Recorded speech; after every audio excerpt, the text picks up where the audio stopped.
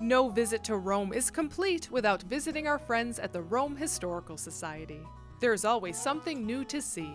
Ann Swanson shows us the new exhibit featuring Rome's businesses, including Revere Copper products and Dr. Potter's revolutionary patented telephone. The exhibits upstairs are just the tip of the iceberg.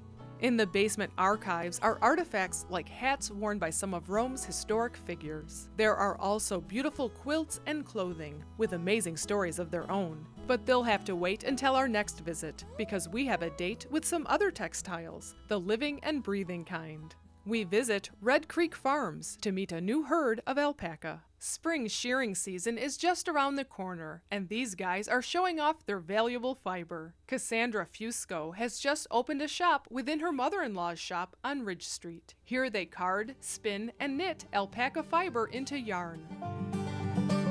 I went to vet school. I came home and I needed a job, so I saw a little ad in the newspaper, and it was for an alpaca farm. And I started working there, and then I went back to school, and I finally got some land of ourselves so we could have alpacas. And 4 years later, my husband built a barn, and now we have our own 4-boy fiber animals. The alpacas we shear once a year. It averages between 4 to 6 inches long, and we just shear it, and it's called the blanket fiber. So it's the first cutting, and then their legs and neck is the second cutting, which they use for socks. But the prime fleece they use mostly for, sweaters and the more higher end stuff.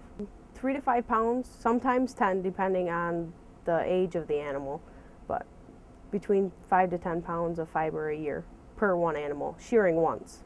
Our dream is to someday have male and female alpacas so we can breed and hopefully adjust and sell alpacas to other people so they can enjoy them also. To learn more, you can visit redcreekfarms.com. Something else that's new since our last visit is the Delta Lake Inn, located northeast of the city on Fish Hatchery Road overlooking Delta Lake. This beautiful historic inn was recently renovated and reopened, and it didn't take long for this new restaurant to become a new tradition. Well, we purchased the inn in March, and we opened October 2nd. And we opened it because it had been closed for 8 years. And when we came in and looked at it, we could see the personality of the building. We found out that a lot of people had history here, not just the history of the building, but family ties and how they connected to the building. So we were interested in bringing it back again. Well, the story right now is it was built to house the workers for the dam somewhere between 1908 and 1912. And it's been many things since then. It's been hotels, stagecoach stops, bars, dance clubs, and most recently it was the Delta Lake Inn 8 years ago, and prior to that it was Lock, Stock and Barrel, Mr. C's, Rickard's Ranch. It's had many restaurants in the past. So, well, if you look around, it's a relaxing building. It's got smaller rooms. It's not like the new restaurants, big open places. It's got a lot of character, a lot of personality. The view here is amazing. And we're trying to make a relaxing restaurant where families want to come and relax. We serve everything from fresh seafood to steak, choice steaks. We buy in Black Angus for our ribeye. It's all quality meat, and we have a quality chef downstairs and a good kitchen crew, and we put out good food. Many were the times that I would drive by here on our back way to Boonville, and it's so good to see it back in operation now. Trust me, you come here for food, and it is really, really fine food. And in addition to that, you have a view of this beautiful lake and of the dam.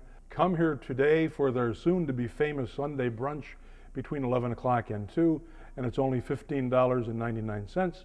Or come in the afternoon for one of their dinners, mention Mohawk Valley Living, and you'll receive a free dessert.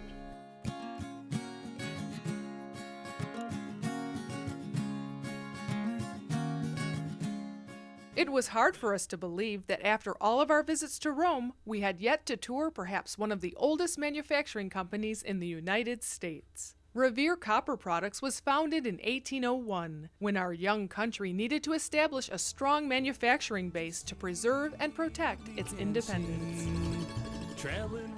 When most people think of Paul Revere, they think of his famous midnight ride, but he was also an innovator, an entrepreneur. In fact, he founded Revere Copper and Brass. As a coppersmith, he found new ways to use copper. He was afraid that there was going to be a second war with England, and one of the things that he developed was the use of copper on the bottom of ships, because he was convinced that that would make American ships go faster than British ships. Copper is a very popular roofing material, and people look to the day when it turns from the shiny copper to this color. Well, actually now you can buy it this way because Revere Copper and Brass have taken care of the aging process for you. Well, we've been around since 1801. Paul Revere started the company 1801, so over 200 years. And we've evolved over those 200 years. And at our Rome plant here, we make architectural copper. It goes into roofing applications. We make a product that goes into the electrical world, heating and cooling industries, household products, decorative, automotive, all those types of things. Well, we've got about 1 million square feet here on our property, and we've got a cast shop, a rolling mill, a bar mill, and an extrusion shop as well as maintenance areas to support that. Well, we use a cathode product to melt down to make our product, as well as scrap and in-house generated scrap, so nothing gets thrown out, everything gets recycled. And that process starts in the cast shop where it gets melt down. It goes through into cake form. We roll the copper into coils, and then through a different reduction operations and slitting operations or sheeting operations, that can become a lot of different things. I've actually starting my 11th year here at Revere Copper. My father worked here in the summers. My grandfather on the same side of the family retired from here, as did my great-grandfather. So 4th generation Revere employee.